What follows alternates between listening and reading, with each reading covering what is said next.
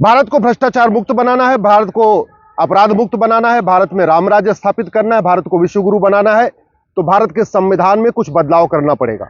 125 बार संविधान में संशोधन हो चुका है, 5 बार सुप्रीम कोर्ट का फैसला भी पलटा जा चुका है, लेकिन अभी तक न भ्रष्टाचार कम हुआ, न अपराध कम हुआ, न मुकदमों का जल्दी जल्दी निपटारा शुरू हुआ, न नशा तस्करी खत्म हुई है, न मानव तस्करी खत्म हुई है, न घूसखोरी खत्म हुई, न कमीशन खोरी खत्म हुई।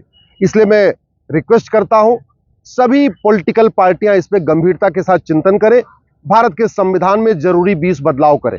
सबसे पहले जो भारत के संविधान में चित्र बने हुए थे, भगवान राम का चित्र था, भगवान कृष्ण का चित्र था, भगवान महावीर का चित्र था, गौतम बुद्ध का चित्र था, छत्रपति शिवाजी महाराज का चित्र था, हनुमान जी का चित्र था, राजा भरत का चित्र था, सम्राट विक्रमादित्य का चित्र था, गुरु गोविंद सिंह का चित्र था। उन चित्रों को वापस इसमें बहाल करें, वापस इसमें फिर से जोड़े। उससे भारत की संस्कृति मजबूत होगी, भारत की परंपरा मजबूत होगी, भारत का ज्ञान विज्ञान और आगे बढ़ेगा। भारत के प्रियम्बल में जो इमरजेंसी के दौरान सोशलिस्ट सेकुलर सब जोड़ दिया गया था, वो बिल्कुल गलत है, वो गलत तरीके से जोड़ा गया था। उस समय लोकसभा का टेन्योर भी खत्म हो चुका था, देश में इमरजेंसी थी, कोई विपक्ष में था ही नहीं। प्रिंट मीडिया का बिजली पानी का कनेक्शन काट दिया गया था, वो बिल्कुल गलत तरीके से जोड़ा गया था। इसलिए प्रियम्बल को वापस फिर से पुनः जैसे रिस्टोर पहले था, ओरिजिनल प्रियम्बल को रिस्टोर करें। प्रियम्बल में बदलना बहुत ही खतरनाक है।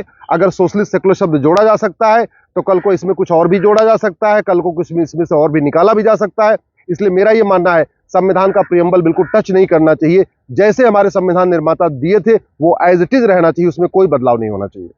अगर हमें भारत की संस्कृति, भारत की परंपरा को आगे बढ़ाना है तो सबसे पहले संविधान के आर्टिकल 1 में जो लिखा है इंडिया दैट इज भारत, उसको बदलाव करना चाहिए, इंडिया शब्द को निकालना चाहिए। Bharat shall be union of state, वो पर्याप्त है, इंडिया शब्द की कोई जरूरत नहीं है। अगर हमें भारत में अपराध खत्म करना है तो सबसे पहले 1 नेशन 1 पुलिस कोड लागू करना पड़ेगा, 1 नेशन 1 पिनल कोड लागू करना पड़ेगा। भारत के आर्टिकल 14 में, संविधान के आर्टिकल 14 में जो लिखा है ना, equality before law and equal protection of law, उसमें लिखना पड़ेगा state shall secure equal protection of law. ये सरकार की ड्यूटी है कि वो अगर अपराध समान है तो दंड समान होना चाहिए। आज की डेट में अपराध समान होता है फिर भी दंड समान नहीं होता। उदाहरण के लिए कुछ राज्यों में धर्मांतरण अपराध है, कुछ राज्यों में धर्मांतरण अपराध नहीं है, कुछ राज्यों में गौहत्या अपराध है, कुछ राज्यों में गौहत्या अपराध नहीं है। इसी तरीके से ऑर्गेनाइज क्राइम में भी अलग अलग राज्यों में अलग अलग कानून चल रहा है तो अलग अलग सजा है। कुछ राज्यों की पुलिस बुलडोजर चलाती है, कुछ राज्यों की पुलिस बुलडोजर नहीं चलाती है।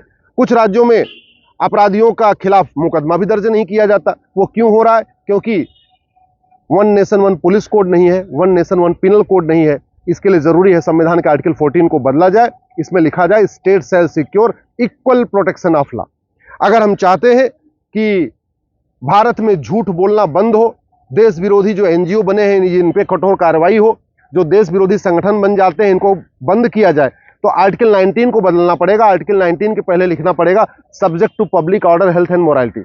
अभी हो क्या रहा है, फ्रीडम ऑफ एक्सप्रेशन हमारा फंडामेंटल राइट है, लेकिन उसी के आड़ में लोग झूठ बोल रहे हैं और लोगों को दंड नहीं मिलता। आर्टिकल 19 में लिखा है फ्रीडम ऑफ एक्सप्रेशन, लेकिन उस सच बोलने का अधिकार है, झूठ बोलने का अधिकार नहीं है। आर्टिकल 19 में लिखा है कि आप अपना एसोसिएशन बना सकते हैं, अपना संगठन बना सकते हैं, लेकिन उसी आर्टिकल 19 की आड़ में पीएफआई जैसे देश विरोधी संगठन बढ़ गए हैं। इसलिए आर्टिकल 19 के शुरुआत में एक सेंटेंस जोड़ने की जरूरत है, subject to public order, health and morality.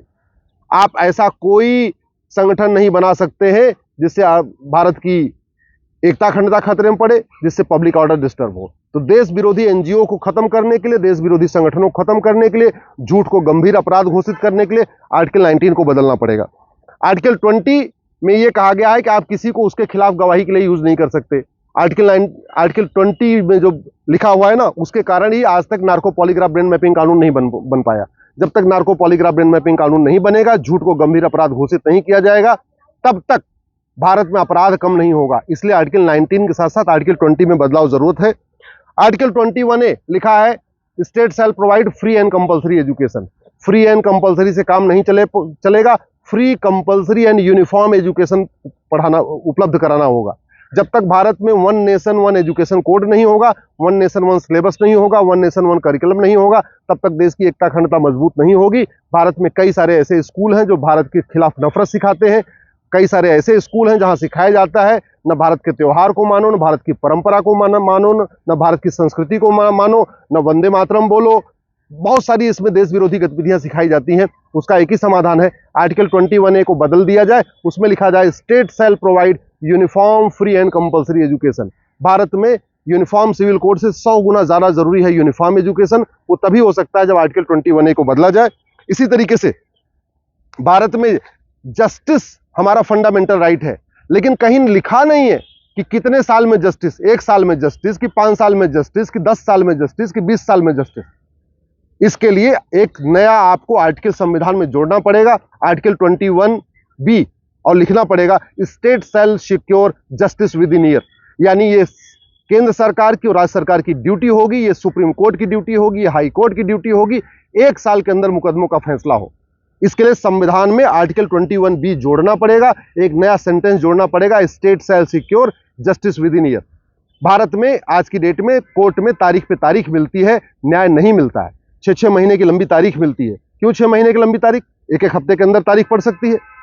तो भारत में अगर जस्टिस विद इन ईयर करना है तो 1 नेशन 1 पुलिस कोड चाहिए, 1 नेशन 1 एविडेंस कोड चाहिए, 1 नेशन 1 पिनल कोड चाहिए, 1 नेशन 1 सिविल कोड चाहिए।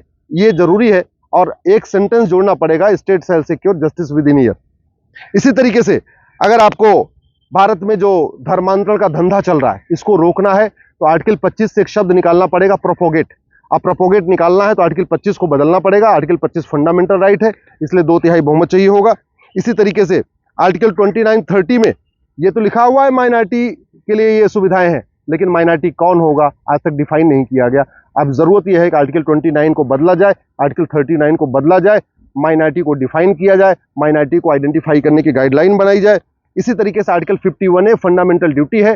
फंडामेंटल ड्यूटी में लिखा हुआ है आपको क्या करना है, भारत को मानना है, भारत की संस्कृति को मानना है, राष्ट्रीय झंडे को मानना है, भारत को अपमान नहीं करना है, देश की एकता अखंडता मजबूत करनी है, बहन बेटियों का सम्मान करना है, वैज्ञानिक सोच विकसित करनी, सब लिखा हुआ है।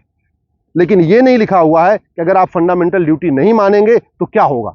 तो फंडामेंटल ड्यूटी जो न माने उसको दंड मिले, फंडामेंटल ड्यूटी इन्फोर्सिएबल हो, फंडामेंटल ड्यूटी पनिशेबल हो, जो न माने फंडामेंटल ड्यूटी उसको दंड का प्रावधान हो। इसके लिए जरूरत है आर्टिकल 51A को बदला जाए।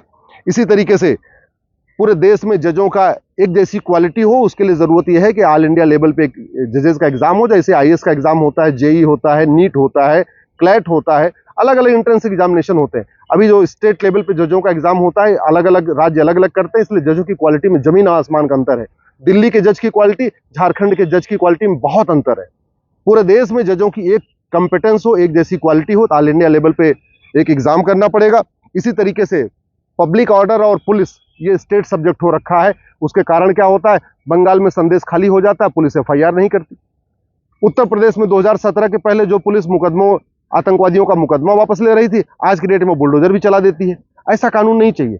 हमें चाहिए 1 नेशन 1 पुलिस कोड। पुलिस पूरी तरीके से स्वतंत्र हो, पुलिस पूरी तरीके से निष्पक्ष हो, वो अपराधियों के खिलाफ काम करे, निष्पक्ष होकर काम करे, सत्ता का कोई भय ना हो, ट्रांसफर पोस्टिंग का कोई खतरा ना हो। ये तभी हो सकता है जब भारत में 1 नेशन 1 पुलिस कोड हो। मेरा ये मानना है कि अगर हम भारत को वास्तव में बदलना चाहते हैं, एक नया भारत बनाना चाहते हैं, 1 नेशन भारत में राम राज्य स्थापित करना चाहते हैं, भारत में घूसखोरी, जमाखोरी, मिलावटखोरी, कालाबाजारी, नशा तस्करी, मानव तस्करी सब खत्म करना चाहते हैं, अवैध निर्माण रोकना चाहते हैं, घुसपैठ रोकना चाहते हैं, धर्मांतरण रोकना चाहते हैं, तो हमें कानून बनाना पड़ेगा। और कानून बनाने के लिए मैंने आपको बताया संविधान में संशोधन करना पड़ेगा। अब इस संविधान में जो संशोधन होगा, इसके लिए 2/3 बहुमत चाहिए, 2/3 राज्यसभा में, 2/3 लोकसभा में। चूंकि राज्यसभा में अभी NDA के पास 117 सांसद हैं, तो इसलिए राज्यसभा में तो 2/3 हो ही नहीं सकता। तो दूसरा क्या तरीका है, ज्वाइंट सेशन बुलाया जाए लोकसभा राज्यसभा का, और उस ज्वाइंट सेशन में 2/3 मेजॉरिटी प्रूव किया जाए। ज्वाइंट सेशन में 2/3 मेजॉरिटी का मतलब 521 सांसद चाहिए। अब टोटल 521 चाहिए, राज्यसभा में 117 है, इसका मतलब 521 माइनस 117 117 तो हो गया 404। यानी ये संविधान में जितने बदलाव मैं बता रहा हूं, ये तभी हो सकता है जब लोकसभा में अब की बार 404 सीट बीजेपी को मिले।